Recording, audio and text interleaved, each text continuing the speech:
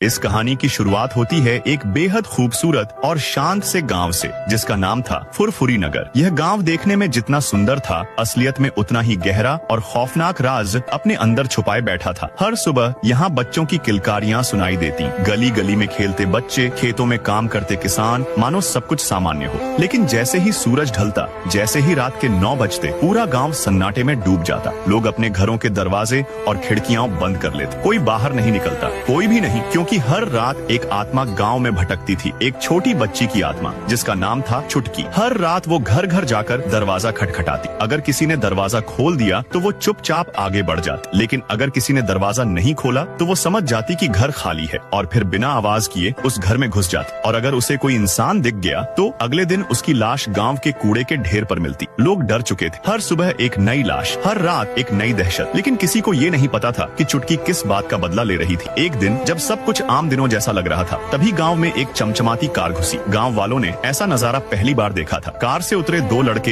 एक था रायस्टार और दूसरा उसका छोटा भाई चिंटू। दोनों भाई शहर से आए थे और उन्होंने गांव में एक पुराना घर खरीदा था। उन्हें लग रहा था कि ये उनकी जिंदगी की एक नई शुरुआत है, लेकिन उन्हें क्या पता था, जिसे वो नई शुरुआत समझ रहे थे वही उनकी आखिरी मोड़ बन जाएगी। शाम को रायस्टार बाजार चला गया और चिंटू घर पर अकेला रह गया। कुछ देर बाद कुछ गाँव वाले आए। उन्होंने चिंटू से कहा, बेटा, ये गाँव बाहर से जितना शांत लगता है, अंदर से उतना ही खतरनाक है। और फिर उन्होंने उसे चुटकी की कहानी सुनाई। लेकिन चिंटू हंस पड़ा। अरे ये सब तो डरावनी कहानी जैसी बातें हैं। उसे क्या पता था, यही उसकी सबसे बड़ी गलती थी। वो रात रात के 9 बजते ही पूरा गांव फिर से चुपचाप हो गया। सब घरों में बंद हो गए। रजिस्ट्रार भी वापस आ चुका था। दोनों ने खाना खाया और अपने अपने कमरे में सो गए। लेकिन चिंटू ने अपने भाई को कुछ नहीं बताया। रात के सन्नाटे में फिर आई चुटकी। हर दरवाजे पर उसकी धीमी दस्तक सुनाई दी। वो एक घर से दूसरे घर जाती रही और फिर पहुंची रायस्टार के घर। उसने दरवाजा खटखटाया, कोई बाहर नहीं आया तो वो अंदर घुस गई। धीरे धीरे चलते हुए वो पहुंची चिंटू के कमरे तक और फिर चुटकी और चिंटू दोनों गायब। अगली सुबह रायस्टार की आंख खुली तो उसने देखा चिंटू कमरे में नहीं था। वो घबरा गया। पूरे घर में देखा, फिर पूरे गांव में, लेकिन चिंटू कहीं नहीं मिला। अंत में एक बूढ़ा आदमी आया और बोला, बेटा, अब कुछ नहीं हो सकता, चुटकी उसे अपने साथ ले गई है। रायस्टार की आंखें लाल हो गई। कौन है ये चुटकी? उसने मेरे भाई को ही क्यों लिया? बूढ़ा आदमी बोला, किसी को नहीं पता बेटा, किस बात का बदला ले रही है वो, कोई नहीं जानता। रायस्टार ने दांत भींचते हुए कहा, चाहे कुछ भी हो जाए, मैं अपने भाई को उस बूटनी के चंगुल से छुड़ा कर रहूंगा, चाहे मेरी जान ही क्यों न चली जाए।